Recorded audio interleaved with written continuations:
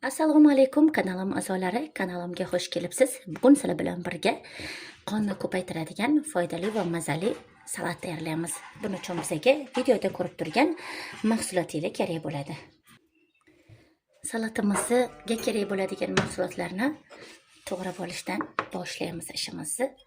Kolbasamizni somoncha shaklida to'g'rab olamiz.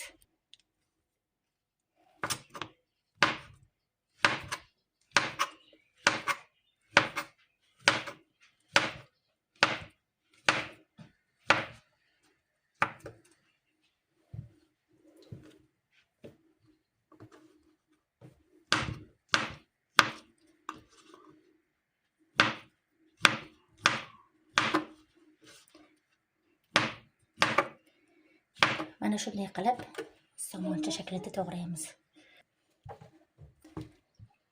3-4 dona bodringni ham xuddi shunaqa qilib uzun-uzun somoncha shaklida to'g'rab olamiz.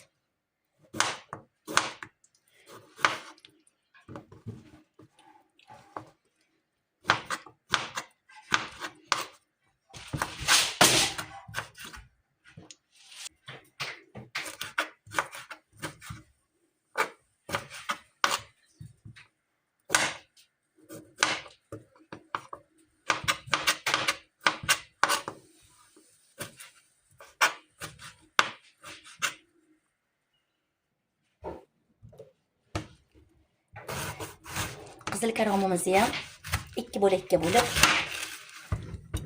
yarmini solib olamiz.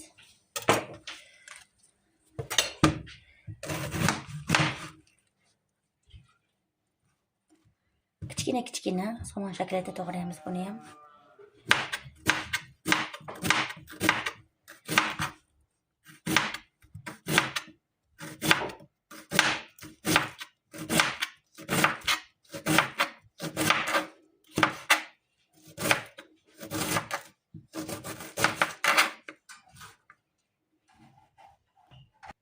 Salatim uchun kerakli bo'lgan mahsulotlarni tayyorlab oldim. Endi katta to'g'ramizga hamma mahsulotlarimizni solib olamiz. Mana birinchi lovyamizdan foydalanamiz. Lovyani ko'rib turibsizlar, oldindan yuvib tozalab, uvitib qo'yib, undan keyin qaynatib oldim. Aslida mana bunaqa bo'ladi. Qizil lovyamiz qaynatganda ozgina ranglari mana shunaqa ketib, ochroq rang siyitda bo'lib qoladi ekan. Solamiz lovyamizni, issiqni ustidan kolbasamizni solamiz. Keyin bodringimizni,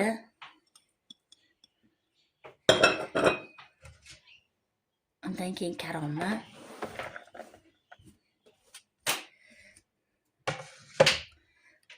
va qovurilgan go'shtimizni ham solib olamiz. Men mol go'shtidan foydalandim. Agar xohlasanglar, tog' go'shti solsanglar ham bo'ladi.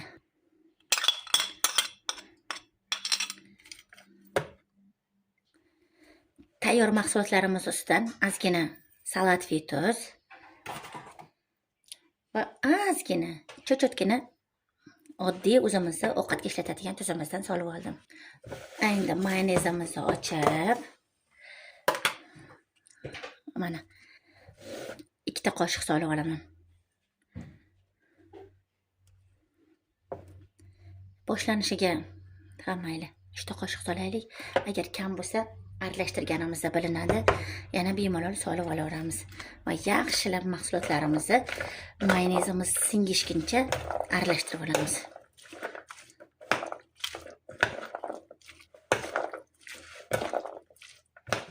Mana salatimizni yaxshilab aralashtirib oldim. Boshqa tuz solmadim. Menda tuz normada ekan, sababi kolbasani go'shtni ham qovurganimda, kolbasani o'zini tuzi bor, go'shtni qovurganimda marinovka qilib tuzlab qovurgan. Mana tayyor salatimizni salat lisamizga solib, bemalol dasturxonimizga tortsak bo'ladi.